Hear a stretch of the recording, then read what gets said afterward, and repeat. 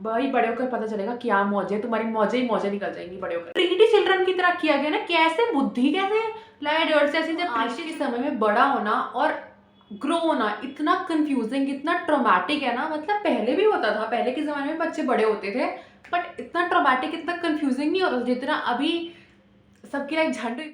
सबसे पहले तो इतना ग्रोइंग अप इस एज में क्यों इतना कंफ्यूजिंग है, क्योंकि हम बहुत ज़्यादा क्रेव करते हैं। मतलब apart from craving for food, for drinks, not for that, ठीक है, craving for getting something which belongs to someone else और craving to be someone else। जब हम छोटे होते हैं हम क्या सोचते हैं, सब ये सोचते हैं मैं बड़ा हो जाऊँ, लाइफ सेट हो जाएगी। बड़ों की तो लाइफ सेट होती है, इंडिपेंडेंट होते हैं, अपना फ़ोन होता है, अपनी स्कूटी, अपनी कार होती है, एकदम जहाँ मर्जी जाओ, इंडिपेंडेंस। बच्चों को ये लगता है, मुझे भी ये लगता था। अब जब टीनेजर हो जाते हैं तो शायद लगता है, तब तो मैं तो यही सोचती थी कि बड़े हो जाएंगे तब मौजे, या फिर जो छोटे बच्चे हैं उनकी मौजे। अब जब मैं बड़ी हो गई हूँ थोड़ी सी, तब मुझे लग रहा है मौजें बचपन में थी ना, लेकिन अब मैं बचपन में नहीं जा सकती ना। टाइम ट्रैवल, मेरे पास डोरेमोन की टाइम ट्रैवल मशीन, क्या कहते हैं उसको, टाइम ट्रैवल मशीन कहते हैं कि डोरेमोन क्या करता है, मुझे कमेंट्स में बताओ, मुझे याद नहीं आ रहा। Time travel machine, time machine, यार I remember, thank you. Time machine, अब मेरे पास कोई टाइम मशीन तो है नहीं जो मैं पुराने समय में जाके अपना छोटा बन जाऊँ, कुछ नहीं है। एंड जो आज के बच्चे हैं वो भी नहीं सोचते हैं कि बड़े हो जाएंगे, लाइफ सेट है। भाई उनको कितना समझाएं, इतनी वीडियोस आती हैं यूट्यूब पे, कितनी वीडियोस आती हैं कि बचपन ही सब कुछ है, बचपन में ही मौजें होती है। कुछ नहीं, बच्चों को कोई फर्क नहीं है। नहीं, मौजें तो बड़े होकर है। भाई बड़े होकर पता चलेगा क्या मौज है, तुम्हारी मौजें ही मौजें निकल जाएंगी बड़े होकर, ठीक है। तो हम क्रेव करते हैं कि हम कोई और बने। That is the one thing जो ग्रोइंग अप हमारा इतना कंफ्यूज कर देता है, क्योंकि हम ना संतुष्ट नहीं रहते, हम खुश नहीं रहते। जो हमको भगवान ने दिया है उससे खुश नहीं रहते। भाई कैसा हो सकता है कि कोई इंसान अभी अभी बॉर्न हुआ है, कोई बच्चा बॉर्न हुआ है एंड एक ही दिन में वो 50 साल पे पहुंच जाए। अगर पहुंच जाए तो मेरे को बताओ, मुझे भी वो चाहिए दवाई। कौन सी दवाई, कहाँ पे मिलती है? कोई दवाई नहीं मिलती, कोई जड़ी बूटी नहीं मिलती। टाइम से सब कुछ होता है, चाहे हम क्रेव करें, चाहे हम ना करें, चाहे हम रोए, चाहे हम हंसे, हम जो मर्जी करें, टाइम नहीं रुकने वाला। टाइम ने जो करना वो करना ही है। हम रोले पिटले, टाइम को कोई फर्क नहीं है। बट दिस डजंट मीन कि इट इज आवर एनिमी। वो हमें अपना फ्रेंड बनाना चाहता है, बट हम ना टाइम के अगेंस्ट जाना चाहते हैं। एंड वो करने नहीं चाहता, बिकॉज टाइम का नियम नहीं है। टाइम अपने हिसाब से चलता है। तो हमें ना क्रेव नहीं करना है कि हम कुछ और बन जाए, या फिर हम उसकी पोजीशन पे पहुंच जाए। वो कितना अच्छा है पढ़ाई में, वो मैथ्स में कितना अच्छा है, काश मैं भी अच्छी होती। हो सकता है वो क्रेव कर रही हो, या फिर वो क्रेव कर रहा हो कि ये ड्राइंग में या फिर ये डांस में कितनी अच्छी, काश मैं भी होता। अब अपनी अपनी प्रॉब्लम्स होती है ना। कोई मतलब अगर हमें हंसते हुए दिख रहा है, अगर हमें अमीर दिख रहा है, डजंट मीन उसकी लाइफ में प्रॉब्लम्स नहीं है। एंड कोई अगर हमें थोड़ा सा कम पैसों वाला दिख रहा है, दैट ऑल्सो डजंट मीन कि वो एक खुश नहीं है। हो सकता है वो भी खुश हो। तो हम एकदम आउटवर्डली देखते हैं, हम इनवर्ड नहीं देखते हैं कि उसके लाइफ में चल क्या रहा है। So don't crave to be someone else, because wherever you are, whoever you are right now, whichever things you have that are decided by God or your karma। And फिर मैं आपको बोलना चाहती हूँ इनसिक्योरिटीज। भाई इनसिक्योरिटीज को तो मत ही मारी गई है इनसिक्योरिटीज की। पर इतनी इनसिक्योरिटीज, मैं बताऊँ मुझे क्या इनसिक्योरिटी है। मेरे फेशियल हेयर बहुत ज़्यादा है। अभी आपको दिख नहीं रहे होंगे ना, इधर दिख रहे हैं क्या? अभी थोड़े थोड़े मैंने रेजर यूज़ करती हूँ। ऐसा नहीं कि मैं रोज़ यूज़ करती हूँ, मेरी झाड़ी उग जाता है, नहीं। बट मैंने यहाँ पे लिटरली, आपको दिख रहा है क्या?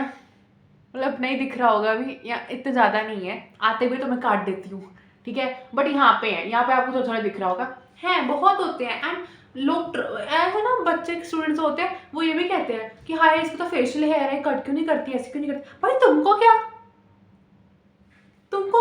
तुम्हारे बॉडी के, तुम्हारा फेस, तुम्हारे फेस पे नहीं है हेयर, नहीं है तो ठीक है, खुश रहो।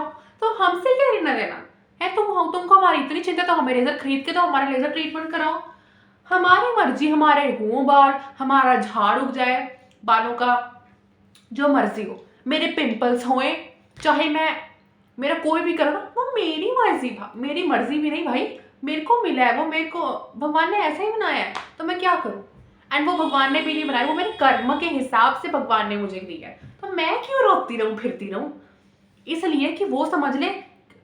हम पता है क्या करते हैं, एकदम अपने इनसिक्योरिटीज को छुपाने की कोशिश करते हैं। कभी हिमालय नीम फेस वॉश लगा दिया, डॉक्टर के पास चले गए, हे डॉक्टर, गायनोकोलॉजिस्ट शायद बोलते हैं उनको, हमारे पिंपल्स हो गए, फेशियल हेयर हो गए, क्या करें क्या करें।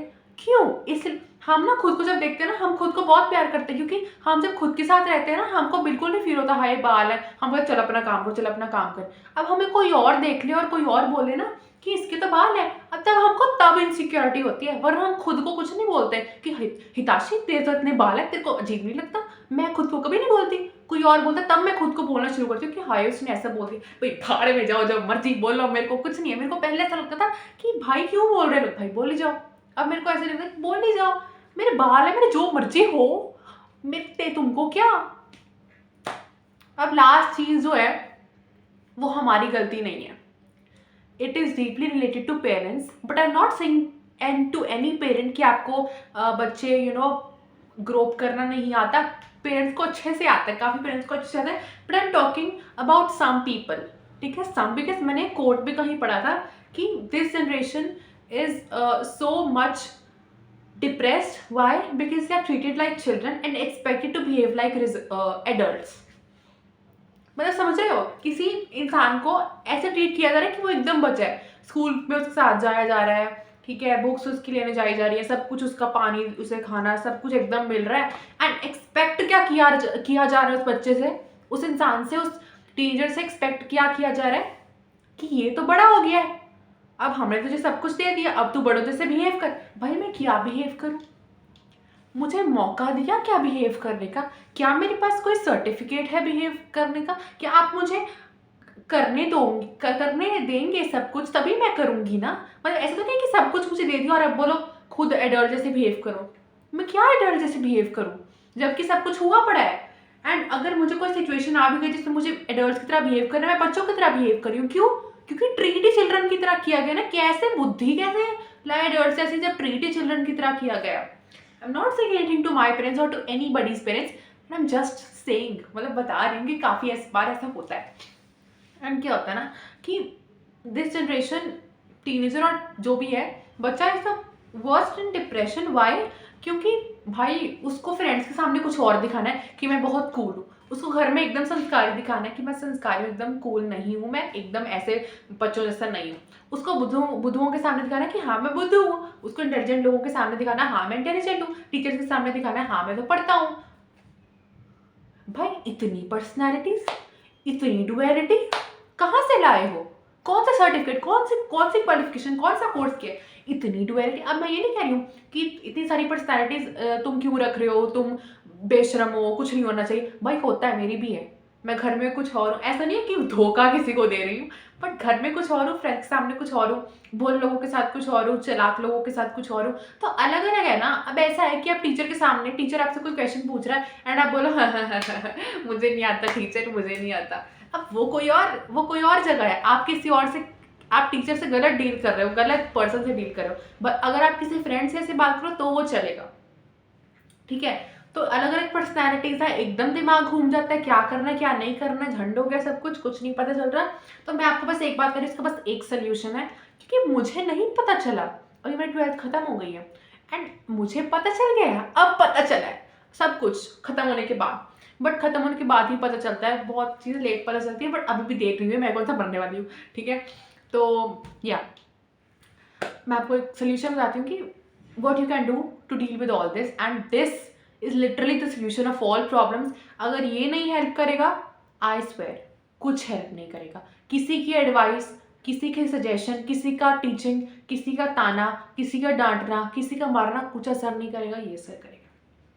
So the solution is to focus on धर्म, to focus on what God said, because वो आपको ऐसे ट्रीट करेंगे कि जैसे वो खुद ही हैं। जैसे अगर मैं हूँ और ये भगवान जी है, वो, अब मैं किसी सिचुएशन में मैं कुछ उनसे पूछ रही हूँ and he will not think like कि ही इज गॉड, तो वो क्या करेंगे, ही विल थिंक लाइक कि इफ ही इज हिताशी then what will he do. वैसे तो आप किसी से एडवाइस लोगे तो वो ऐसे आपको सोल्यूशन बताएंगे, आंसर बताएंगे कि जैसे वो अपनी ओर से बताएंगे कि वो होते तो क्या करते। बट अब आप किससे पूछ रहे हैं, वो खुद ही, मतलब आप में घुस के वो आपके अंदर का बता दे कि सच क्या है। क्योंकि अंदर सोल में everybody knows what's the right thing, but because we are covered by Maya and covered by Momaya, we cannot recognize the answers because हम so much उसमें खो जाते हैं ना कि क्या कहते हैं, अनसर्टेनिटी कहते हैं ना, अनसर्टेनिटी मतलब कुछ कभी कभी ऐसा होता है कुछ समझ में नहीं आ रहा क्या करना है, अंदर से पता है, सोल को पता है क्या करना है, लेकिन वो बाहर नहीं आ पा रही चीज़ कि क्या करना है, एंड वो समझ में आ भी रही है और समझ में नहीं भी आ रही क्या करना है, तो फिर बहुत ज़्यादा सिर घुमा देने वाली टेक्निक होती है, तो do everything with God so you have to focus on the process not on the result, focus on the process, leave the result up to him, you will not be sad whether it is bad or it's good, it's up to God. He says work according to dharma, work according to dharma. He says respect all religions, respect all religions. They say that आपको किसी का मजाक नहीं उड़ाना, you have to treat everybody equally, no discrimination should be there. करो, do not think what others think of you. If you know जो आप कर रहे हो that's the right thing, it is according to dharma, it's according to the Lord, it's not wrong.